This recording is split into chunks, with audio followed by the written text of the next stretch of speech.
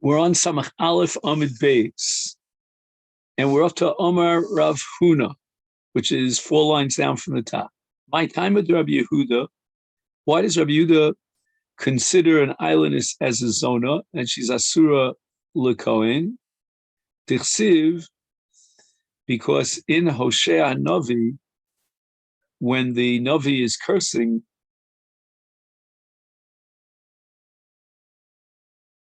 it says here, Achlu velo yisba'u, hiznu velo yifrotzu. In other words, even though they eat, they're not satiated, and there's some sort of a curse in their stomach. And bi'asam, their intimate relations, eino bekavana lasos es ritzon Hashem, they're not fulfilling God's will, and therefore it's considered znus. And they will not have many children as a result. So Rabbi Yehuda darshans it in the following way: Kol bia she'ein ba pirza, which means that, like in the language of Breishis Chavches Faratzta Yomi V'Kedma, that a woman is not going to give birth as a result of that bia, so it doesn't bring to the fulfillment of the mitzvah period of Arivia. Like, for example, in the case that we're dealing with now, bias islandess is Eino Ela bias znus. Now, are you allowed to marry a ketana then, even though right now she's not capable of giving birth? And the answer is that's not relevant to this case, not analogous, because we're talking about a pirza shelo tavo lechlal pirza. But in the case of ketana tavo lechlal pirza l'kshe tagdil. So the pasuk is only prohibiting a woman who lo tavo lechlal pirza. She's mufka, she'll never become a childbearing mother, like the case of an islandess. Okay, then, and therefore Cohen is also bizona, he's not allowed to marry an islandess. And the impression you get here is this is a doraisa. Anya, we learned in a brisa. Rabbi Eliezer Omer, Cohen lo yisa es haktana, Omalei Rav Chizdel Rabba poke the ayin bo. Dili urta boile Rav Huna minoch. Rav Chizda said to Rabba, check into this statement, this ruling of Rabbi Eliezer about a Kohen being enjoined from marrying a ketana, and come up with an explanation why this is so. Why a Kohen can't marry a ketana? Because in the evening time, you should know, I'm giving you a heads up that Rav Huna is going to he's going to interrogate you, and he's going to expect you to explain the reasoning that underlies Rabbi Eliezer's ruling. Nofik ayin ba. So in fact, Rabbi went out to look and investigate the reasoning, and he explained that Rabbi Eliezer savalok Rabbi Meir. Rabbi Eliezer accepted the shita of Rabbi Meir, v'savalok Rabbi Yehuda, but in addition, in a different din, he paskins like Rav Yehuda. Rabbi Yehuda, and therefore, when you combine these two dinim together, you end up with an iser on the Kohen to marry a ketan. And now the Gemara explains. Savalak Rabbi Meir dechayish lemiyuta. Rabbi Meir has a shita all over Shas that we are choshesh lemiyut. We're not sure if that's a doraisa halacha, derabanan halacha. And that means that in our case, we have to be choshesh that maybe this ketana will turn out to be Nebuchadnezzar islands. And again, this statistical probability will tell you that she's normal and she won't be an islandess, but we still have to be choshesh l'miyuta. Now add to that, Savralok Rabbi Yehuda, the island is zona. If an islandess is a zona, and we're afraid that this ketana might turn out to be an islandess because chayshin l'miyuta, Therefore, Kohen is not allowed to marry a Ketana. In this integration of both Rabbi Meir's Chayshin L'Mi'uta together with Rabbi Yehuda's principle that an islandess is a zona, we begin to understand that if a Ketana or Chosh L'Mi'uta might be an islandess, then based on Rabbi Yehuda, she's Asur L'Kohen. So the Gemara says, Rabbi Meir Misvirle, are you really able to link up Rabbi Eliezer with Rabbi Meir that we're Choshesh L'Mi'uta of Tanya, we have an Abraisa, a katan who falls for Yibum, or alternatively a Ketana, she fell for Yibum. Lo Cholzin v'lo Miyabim. There's no Chalitza, we have to wait till Gadlus, and there's no Yibum, meaning the katan cannot be Miyabim, his Yevamot, until he becomes a Gadol, and a Ketana until she becomes a Gedola. Divrei Rabbi Meir. Amu lo Rabbi Meir. The Chachamim said to Rabbi Meir, Yofa Marta, I understand the first thing that you said, She'ein Cholzin. Why? Ish Ksiva Parsha. The Torah says, Vim lo Yachpotza Ish. That's in the Parsha of Chalitza. And a katan is not considered Ish. And as far as the Yevamot is concerned, she Makshinon Isha Le'ish.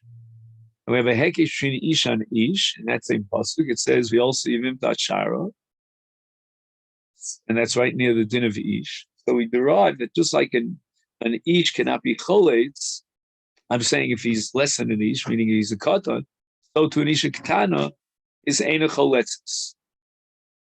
Elamai Taima Ein V'Yabim. But I don't understand the second Allah of Ein V'Yabim. That doesn't seem to make any sense. כן, שלום, רציתי לדעת מה השעות שלכם, בבקשה, היום. כי אני יודע שזה יום הזיכרון, אז אני רוצה לקחת. So let's go over. My time ain't miyabmin. In the parsha of Yevamot, it doesn't say ish. Amar lehem, Rabbi Meir responded to Chachamim, Katan ain't miyabmin. Why? Shema yimtza soris. Right, the Torah says in the parsha of Yevamot, lahakim liachiv shem. And from that pasuk, we derive the exclusion of a source. He cannot make him shame la'achiv, and therefore he's not a potential yavam. He's part of from Yibum. Ketana, the reason why she's enemis yabemis, is shema timsa islandess. And she can't give birth, she's barren, and therefore she's not included in Yibum because it says, asher teled prat li'aynet, islandess sheni yoledus. So both a katan and a ketana are pturim min hayibum.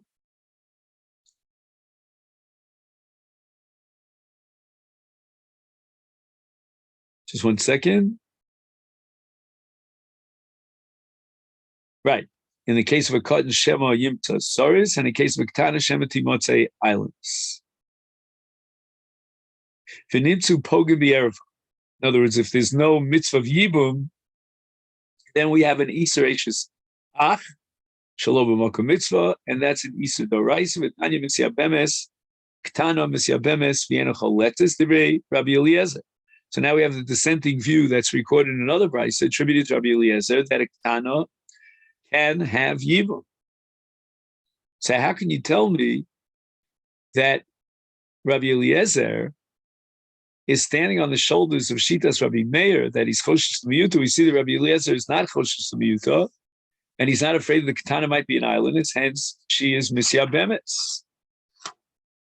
Not only that, Uki Rabbi Yehuda Misavar, the plot grows thicker, because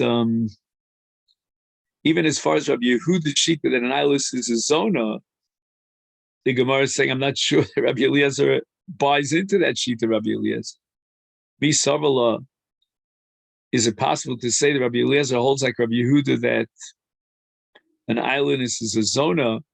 Vatanya, we have a brisa which records a machlokas tanoim about which woman is considered a zona. And we start with Rabbi Eliezer, zona. When the Torah says that a Kohen is not allowed to marry a zona kishma. that she's a mina efes. She has these relationships. So she's a woman who, even within the framework of marriage, she's mezanet achas baila. She has be'ilu with other men. That's called a zona, Divrei Rabbi Eliezer. There's no other possible way in which a woman could be considered a zona, just in this particular way. Rabbi Akiva Omer zona zumuf keres. Even an unmarried woman who has wanton, who has sex with men. I mean, she's mezana. She's called a zona. She's mafkiras atz liznus with many different men. Again, it has to be multiple be'ilos with different men because she's not a zona if she's just had a be'ilo one time. I mean, that's clear from the Taz. The Das Rabbi Akiva Nivla Isha Shtepiyom and Nasus Bekach, so a minimum of twice. Rabbi Masir ben Charash Omer, Afilu Holach Bailo Hashkoso Bol Ebederech Asa Zona. According to Rabbi Masir,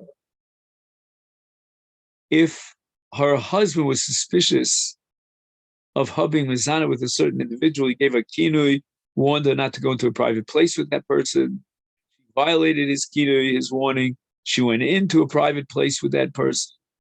And now the husband is not allowed to have a relationship with her until she drinks May Morim, and then she proves herself innocent. And the Torah says, Holach Bailo Lashkosa, on the way to Yerushalayim, to the Beis Nagadol, where the husband is being mashke his wife with May Morim in the aftermath of Kini V'tztir Bola Baderech, and on the way he had a relationship with her, Asa Zona. That's already a case of Nivala La'asrula. And therefore, if her husband dies, she's not allowed to marry Cohen. She's a Zona. And that's the Shita of Rabbi Masya. Rabbi Yehuda Omer Zona Zu islands. If it's a Bia She'ein Ba Pirza, that's called a Bias Nus, and that makes her into an islandess. I'm not sure what Rabbi Yehuda would say about Mufkeres Lakol or Zona Lishma. I mean, those would certainly, I think, qualify as a Zona, but he's being mechadish that even an islandess is a Zona. But the language here, Zona Zu islandess, is a very extreme, harsh-sounding sentence. Chachamim omrim, ein zona el giores mishuchreres, u'mishuchreres. So we're talking about a giores that she was an ovedes kochavim, and the same is true for Shifcha. She was niveles, like the giores in her previous state. And here we add something interesting. With regard to Mishuchreres, he says, came into lo tovsim kiddushin li ove kocham li eved ba, nases zona b'biyosam. So if an eved or an akka would have beer with a shivcha, as long as she's a shivcha, then there's no tfisas kiddushin. And as a result, she becomes a zona b'biyosam. Now also, Shenivala Bilas Nus could have a Jewish girl who became a Zona. She had a Bilas Nus. For example, let's say she had a Be'ilu with one of the Arayos, or she was a Nive'elis to a Nasin or a Mamzer. In all those cases, he becomes a Mamzer. That's the Shitas Chachomim. Rabbi Eliezer Omer, Panu Yabal Apnuya, Shalolish Emishus Hasa Zona. So even one bia is enough to make her into a zona if she had a relationship with a man before she was married. So we see clearly that Rabbi Eliezer does not, his shita does not lend itself to the explanation that Rabbah gave for Rabbi Eliezer, that islandess is a zona. I mean, here it says in the name of Rabbi Eliezer that he dissents, he disagrees, and he holds that only an Eishes Isha Nivala Li'achen Achsheves Lezona.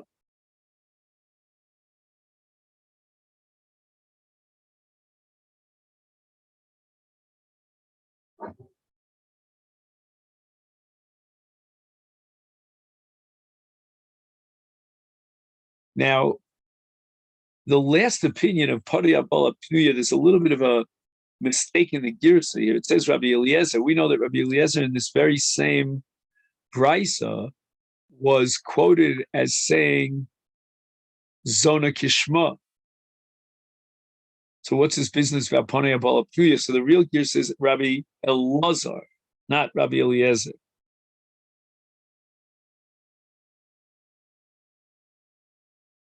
So again, Zona Kishma is an Ashes who had Niyuf.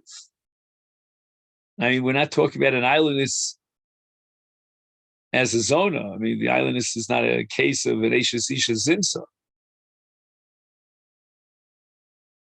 Elo Marav Adovar Ava. Now we have another alternative explanation why Rabbi Eliezer prohibits a Kohen from marrying a Ketanu.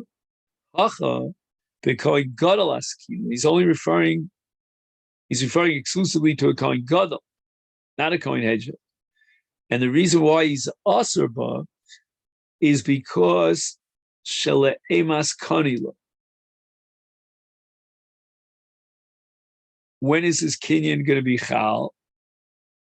L'chi gadla, when she becomes a gedola, means ein kedusha ketana klum. We're not talking about a case where her father married her off. So as long as she's a ketana, she's like his anusa mafuta, because she's not knuyalo, and therefore be'ulahi. So that's the case of a ketana whom, according to Rabbi Eliezer, is not allowed to marry a Kohen, or a Kohen is not allowed to marry a ketana, we should say, because she is a be'ula.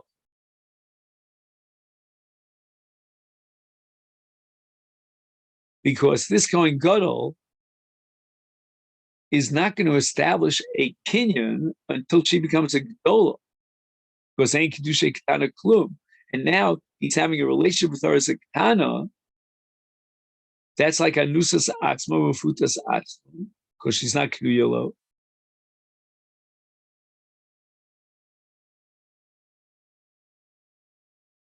And therefore, be'ula, she becomes a be'ula. She's asur Kohen Gadol, like a be'ula, because the Torah says ki im besula me'av yik. Now, Rava rejects the explanation of Ada bar Rava regarding the Shita of Rabbi Eliezer. Amar Rava, mikli leiv. In other words, beli leiv. What was being said here was not well thought out. Because if you're going to tell me that we're talking about the Kidcha of Vua, that her father accepted Kedushin on her behalf,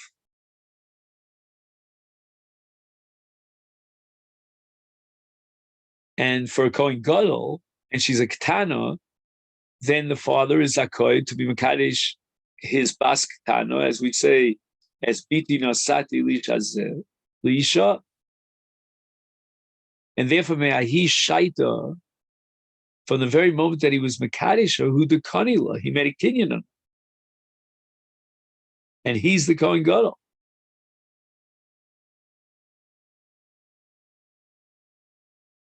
So it sounds like what we're saying is that she's a Basula and she's Muteresla. So that's a case of Kitchavu. Now we have a case of Kitcha Nafsha. She's Mekadesh herself while to a Kohen Gadol. Then her Rabbi Eliezer, he follow Rabbana. Are you telling me that this is the unique sheet of Rabbi Eliezer, and the Rabbana, the Chacham, rejected? If she was Mekadesh herself, then the Chacham would not argue against Rabbi Eliezer. It's Shita that the Kedusha Ketana are not meaningful. And certainly she wasn't Knuyalo until she becomes Gedola. And then she's ready to Be'ula, and she's Asurula going Gadol. Elama Rav Ali Olam a Kohen Hedjot. We're talking about a Kohen Hedjot, and he wants to marry a Ketana. And we're going to tell him that Chayshinan Shemet is Paka Olam.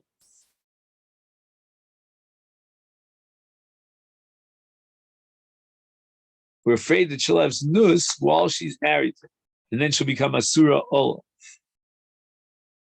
And because she's a kanan, she doesn't have das bari, she's not like a mature person, we have to be afraid of somebody being mafata, somebody seducing her.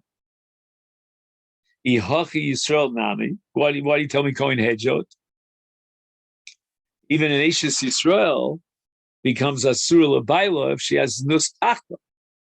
And the Gemara answers, Pituya Ketana Ones, Onesu, Vi Ones Bi Yisrael, Mishri Shari.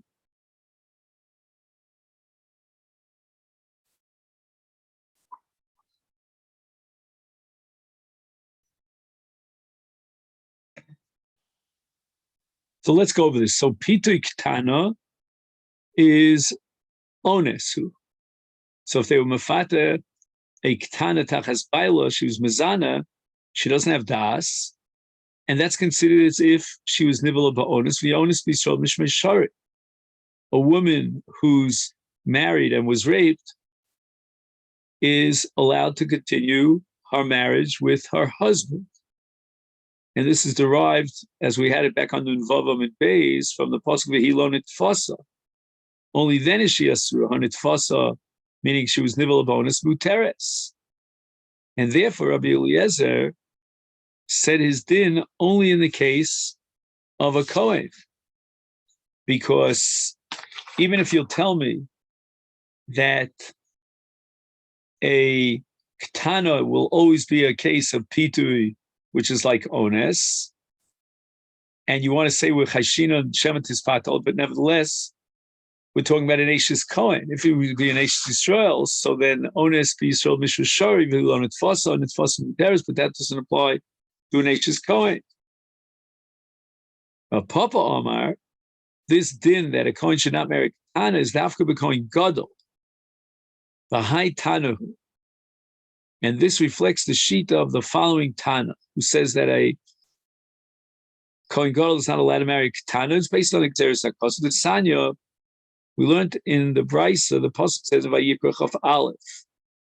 Pasuk Yudches Ki'im B'Sula Me'amav Yikach Isha. B'Sula Yachal, I might think, Ketana, that a Kohen Gadol has to marry a Ketana. Or alternatively, any woman who's a B'Sula, even if she's a Ketana, Talmud Lomar, Isha. Isha means Dafka Gedola, not a Ketana. So the Brisa continues, Isha. If that word implies Dafka Gedola, is Yachal Bogeres, I might think that a Bogeres is Kshera, she's a Gedola, she's included the word Isha, Talmud Lomar, Besula. And it means Habsula are Kayam, but in the case of Bogeres, it's called a Besulel. So HaKetzad, how do we reconcile this apparent contradiction in interpreting the word Isha? Is it Isha Gedola, but then it says Besula, which we thought meant Ketana. So the Brisa says that a Kohen Gadol is allowed to marry this woman, Isha Kazos, Sheyotza Mechlal Kat B'Suchlal Magros Lobos. She's no longer a Ketana, and she's not a Bogeres. She's a Nara in that 6-month period between her 12th birthday and 12 and a half.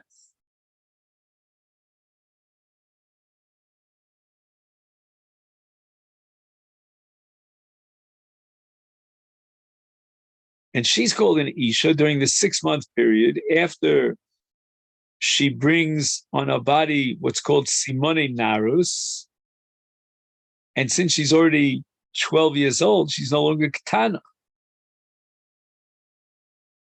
But she's not a Bogeres either. She needs another 6 months to become Bogeres. Nachbar Yitzchak Omar, the source for the Isur Ketana to a Kohen Gadol is not the way Rav Papa had it because of the word Isha, but Haitanu Desanya, it's like this Brisa, Vesula Ein besula ela nara. That the word besula itself means nara. Einu omer, and I'll prove to you from the Parsha of Rivka, v'nara tovas marema od besula ve'ish lo yida. And this besula is referring to a nara. So therefore, when the Torah says besula in the Kohen Gadol, it refers to a nara who's 12 years old. The Gemara now goes back to the original memra. Rabbi Lezer Omer Panu Yabal Apnuya Shalol Shem Ishus Hasazonam Rav Amram Ein Halacha Ki Rabbi Elazar. The Mishnah says Lo Yibatel Adam Mi Piriv Rivelim Kain Yesh Lo Banim Beit Shammai Omer Shnei Zcharim Beit Hillel Omer Zachar Nekeva Shenemar Zachar Nekeva Bara'am. So Beit Shammai requires 2 male children, and Beit Hillel says Zachar and Nekeva, a female and a male.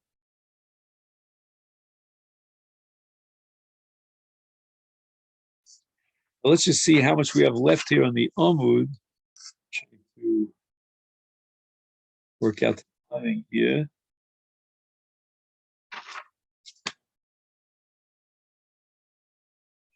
The Gemara's medayik from the Mishnah Yevatel Odom Mipiri v'Rivyal and Ken Yesh Lo Banim HaYesh Lo Banim Mipiri v'Rivya Batel.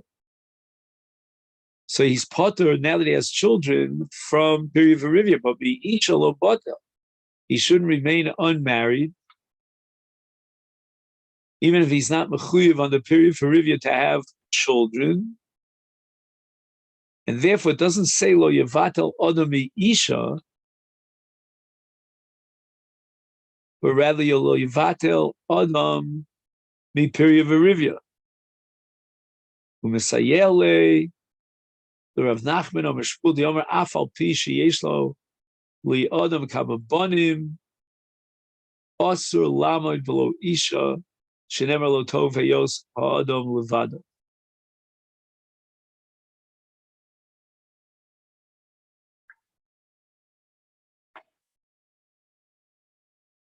So we have 2 mitzvahs here. We have the mitzvah Piri v'Rivya, and then we have a mitzvah of Lo Tov Heyos Ha'Odom Levado. Ika di Amri. We have another sheet over here. Right? It doesn't say Lo Yisa Adam Isha She'ena Bas Bonim Elim Ken Yesh Lo Bonim. That would be mashma that if he has Bonim, he doesn't have to marry a woman who's a Bas Bonim. He could marry a woman who's an Ena Bas Bonim. Right? So that's the diuk here. Ha Yesh Lo Bonim Batil Mi Pirvi Batil Nami Mi Isha. So that's against Rav Nachman. We just established Rav Nachman that even though he was Mekayim the mitzvah Piri v'Rivya, he still has to have a wife. Ubatel Nami Mi Isha. Nema Tiyuvta, to have a Tiyuvta, the Rav Nachman Omer Shmuel. And the Gemara says, Lo. We don't have to ask a kasha on Rav Nachman Shem Shmuel, but rather he was medayik the Lashon Mishnah that im ein lo banim no say Isha bas banim yesh lo banim no say Isha de la bas banim. He can marry a woman who cannot have children. And afkemina limkar sefer Torah b'shvil banim. What's the difference between someone who has children and someone who doesn't have children? Is for the sake of the marriage, for someone who doesn't have children, we can sell a sefer Torah in order to facilitate his ability to marry a woman who can have children. And if he already has children, then he doesn't have to sell a sefer Torah in order to marry a woman who's re'uya l'banim. He can marry a woman who's an akara, zekena, and any oledes, but he's chayiv to marry a woman, and he's not allowed to be alone without a woman. Beit Shammai Omrim Shnei Zcharim. You can only be Mekayim the mitzvah Piri v'Rivya with 2 male children. A male and a female is not sufficient. My Tamayu, what's the logic to Beit Shammai or Beit Shammai? Where does he come off 2 banim? Yalfina mi Moshe, the Ksiv, B'nai Moshe Gershom ve'Eliezer. And as soon as Moshe Rabbeinu had two sons, Gershom and Eliezer, then he was Porish mi Ishto. So we see clearly that once he had two boys, he fulfilled the mitzvah of Piri V'Rivya. Otherwise, he certainly would not be Porish mi Ishto.